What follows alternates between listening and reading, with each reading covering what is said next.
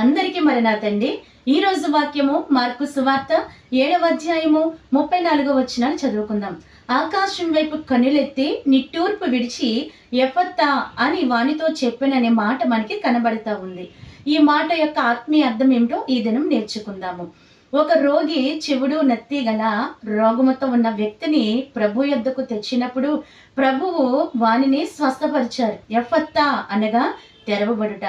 దీనినే మన ఆత్మీయ జీవితానికి అన్వయించుకొని చూసుకుంటే చాలా మందిలో చెవుడు నత్తి గల ఆత్మీయ రోగాలు చాలా మందిలో కనబడుతున్నాయండి. అనగా ఆత్మ చెప్పు మాట చెవి గలవాడు వినుగాక అని వాక్యంలో ఉంది. ఆత్మస్వరము ఎందరు వినగలుగుతున్నారు?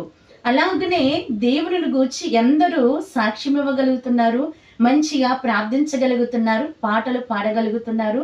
ఒకవేళ అలాంటి పరిస్థితి మనలో లేకపోతే మనలో ఏ బలహీనత ఉందండి?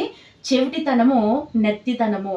ఇవి మనలో ఉండి మనల్ని ఏం చేస్తున్నాయంటే ఆత్మీయముగా ఎదగకుండగా అడ్డుపడతా ఉన్నాయి. అందుకు ఒక భక్తుడు అంటున్నాడు కదా, యేసన్న స్వరమన్నా ఎప్పుడైనా విన్నావా?